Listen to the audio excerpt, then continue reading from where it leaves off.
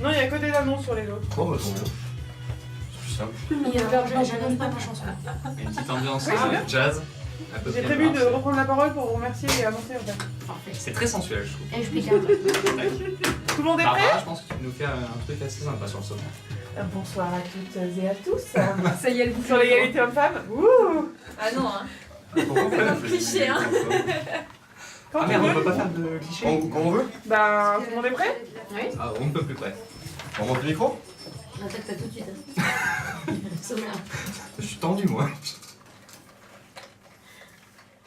I am happy to join with you today. One day, this nation will rise up, live out the true meaning of its creed. I have a dream. Fais beau rêve, Doc. Bonjour à toutes et bonjour à tous.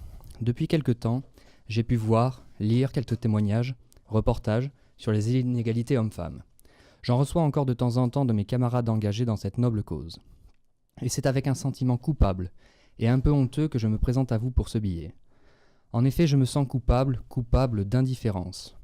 En témoigne le temps qu'il m'aura fallu pour écrire ce billet, où il y a pourtant 1000 choses à dénoncer, 1000 combats à mener, et pourtant, j'ai peiné. L'inégalité homme-femme, voilà pourtant un scandale qui aurait dû être résolu depuis bien longtemps, et pourtant il est on ne peut plus présent, quel que soit le pays, avec des manifestations diverses. Inégalité des salaires, harcèlement sexuel, moral, déresponsabilisation, violence physique et j'en passe, l'état des lieux est tout bonnement scandaleux. En voyant les reportages, les témoignages, j'ai pris conscience de manière plus sensible du dégoût qui aurait dû m'envahir. Peut-être ma condition d'homme m'a-t-elle conduite à oser penser que ce n'était pas mon combat, que je n'étais pas légitime pour défendre cette cause car n'étant pas victime directe. Ce qui revient grossièrement à penser qu'elle se démerde. Quelle petitesse d'esprit, brider, détruire les femmes est pourtant un désastre pour l'humanité. C'est se passer de près de la moitié de la force, de l'énergie et du potentiel de progrès humain. Jusqu'à présent, mon avis s'en tenait à être contre les inégalités hommes-femmes, le même avis sur la faim dans le monde ou la chasse aux bébés phoques, soit un avis politiquement correct, creux et dénué d'hiérarchie. On ne peut pas aujourd'hui se passer pour un combat si grave et nécessaire de la puissance du nombre, de l'humanisme qui nous anime. Si le combat féministe piétine ou du moins n'avance pas aussi vite qu'il le devrait, c'est parce qu'à tort, nous ne nous sentons pas tous concernés, et je pense notamment aux hommes. À quel moment pouvons-nous croire que nous ne sommes pas impactés par ces inégalités, à nous priver de l'engagement, des idées, des initiatives que l'on relaie au second plan, sous prétexte que ce n'est pas un couillu qui les a sortis.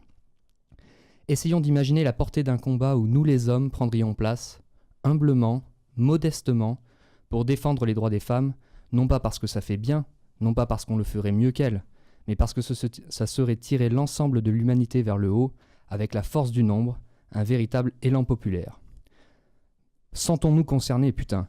Les femmes n'ont pas plus de bonnes ou mauvaises idées que les hommes à mon sens, mais ce qui est sûr, c'est qu'on ne les laisse pas assez s'exprimer. Comment parler aujourd'hui d'intelligence collective si l'on se prive de près de la moitié des cerveaux ? Les exemples de femmes célèbres hors du commun ne manquent pas, mais pensons aussi à celles hors du commun qui restent de parfaites inconnues ou presque, et qui pourtant mériteraient d'être admirées pour leur courage, leur volonté, leurs initiatives au même titre que les hommes. En bas de chez moi, sur la place de Salins, il y a une salle de sport réservée uniquement aux femmes. N'est-ce pas la chose la plus stupide qu'il soit ? Si, effectivement. Et pourtant, c'est la seule solution à court terme pour que des femmes puissent faire du sport tranquille, sans être importunées voire agressées. Nous en sommes à séparer, à cloisonner, à communautariser en fonction des sexes, alors que c'est se priver de la diversité, c'est se priver du partage, de la synergie des idées pour avancer humainement. Il est donc temps, à mon sens, que nous les hommes, nous nous mettions à servir cette cause de l'égalité pour que les femmes puissent s'exprimer sans retenue, sans contrainte, sans peur. Oui, aujourd'hui des femmes ont peur au XXIe siècle, même en France, pays dit développé. Alors n'avançons pas avec des dominants et des dominés, car on le voit, c'est tendre vers un retour en arrière que l'on croyait impossible, mais qui aujourd'hui rejaillit dans la tête d'abrutis. Si nous les hommes rejoignons le combat égalitaire des femmes, alors on peut s'attendre à de beaux progrès. Et on ne le fera pas en tant que sauveur providentiel, on le fera par solidarité, parce que si on s'y met tous, on a plus de chances d'y arriver. Ne différencions plus les sexes, parlons d'individus combattant ensemble pour cette égalité et cette énorme pulsion commune de mettre les choses en ordre qui nous fera grandir. Je suis aujourd'hui honteux car même après ce papier, je ne sais pas encore concrètement ce que je peux faire, comment je peux agir au-delà de me dire contre les inégalités hommes-femmes. Me voici donc face à mes contradictions et ma piètre condition humaine. Ne voyez donc pas, messieurs, une leçon de morale dans ce billet. Si c'est le cas, il aura été mal écrit, et il n'aura peut-être servi qu'à mettre sur le papier mes états d'âme pour, je l'espère, les faire évoluer, et peut-être me faire avancer vers plus de cohérence. Néanmoins, ce combat est peut-être la clé de beaucoup d'autres combats sociaux, démocratiques, et il serait temps que nous les hommes prenions part au trousseau pour ouvrir de nouvelles portes, qui devaient être ouvertes depuis bien longtemps. Alors, quoi de neuf, docteur?